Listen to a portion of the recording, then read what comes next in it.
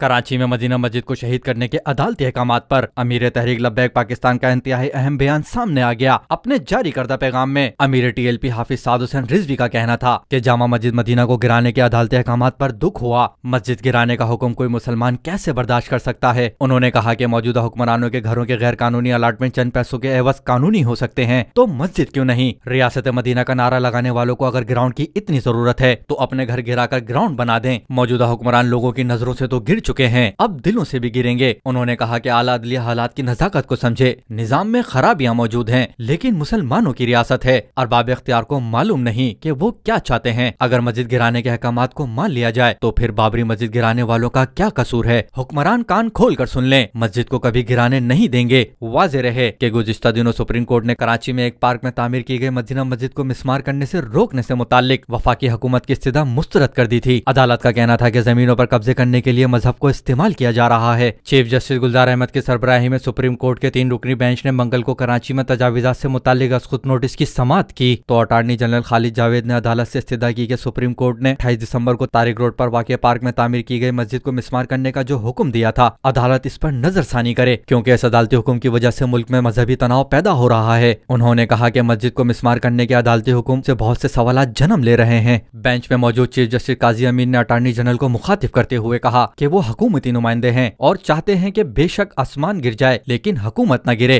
انہوں نے کہا کہ عبادت گاہ اور اقامت گاہ میں بڑا فرق ہوتا ہے لیکن یہاں پر تو زمینوں پر قبضے کے لیے مذہب کو استعمال کیا جا رہا ہے۔ بینچ کے سربراہ نے اٹارنی جنرل کو مخاطب کرتے ہوئے کہا کہ ہم نے یہ پارک اپنی آنکھوں سے بنتے ہوئے دیکھا ہے اور اس میں کس حد تک تجاوزات کی گئیں یہ آپ کو بھی معلوم ہے۔ انہوں نے کہا کہ سندھ کی صوبائی حکومت چاہے تو مسجد کے لیے متبادل زمین دے دے لیکن عدالت اپنا فیصلہ تبدیل نہیں کرے گی۔ چیف جسٹس کا کہنا تھا کہ عدالت اس مسجد کو مسمار کرنے سے روک سکتی ہے جب تک اس کے متبادل نئی مسجد کی تعمیر کے لیے نئی جگہ نہیں مل جاتی۔ عدالت اس سلسلے میں اپنا فیصلہ واپس نہیں لے سکتی۔ چیف جسٹس گلزار احمد کا کہنا تھا کہ اگر سپریم کورٹ نے اس طرح کے کیے گئے فیصلوں کو واپس لینا شروع کر دیا تو عدل کا نظام متاثر ہونے کا خطرہ ہے۔ اٹارنی جنرل نے بتایا کہ انہیں معلوم ہے کہ مسجد کی تعمیر کے لیے زمین فراہم کرنے کی ذمہ داری ریاست اور صوبائی حکومت کی ہے، تاہم مذہبی تناؤ کو روکنے کے خاطر عدالت اپنے حکم پر نظر ثانی کرے۔ اٹارنی جنرل نے عدالت کو بتایا کہ اس معاملے پر سندھ حکومت فریق نہیں لیکن اس کے باوجود سپریم کورٹ کے پاس یہ اختیار ہے کہ زمین کی فراہمی سے متعلق سندھ حکومت سے رپورٹ طلب کی جائے اور جب تک صوبائی حکومت رپورٹ سپریم کورٹ میں جمع نہیں کرواتی اس وقت تک اس مسجد کو مسمار کرنے کا عدالتی حکم واپس لیا جائے۔ چیف جسٹس نے ریمارک دیتے ہوئے کہا کہ پاک سے تجاوزات گرانے کا حکم واپس نہیں ہوگا۔ انہوں نے کہا کہ اگر عدالت نے اپنے کیے ہوئے فیصلے واپس لینے ہیں تو پھر اس تمام کارروائی کا کیا فائدہ؟ بینچ میں موجود جسٹس قاضی امین نے ریمارکس دیتے ہوئے کہا کہ تجاوزات پر مسجد کی تعمیر غیر مذہبی اقدام ہے اور اسلام اس اقدام کی اجازت نہیں دیتا۔ انہوں نے کہا کہ اگر مسجد کی تعمیر کرنی ہے تو اپنی جیب سے کریں،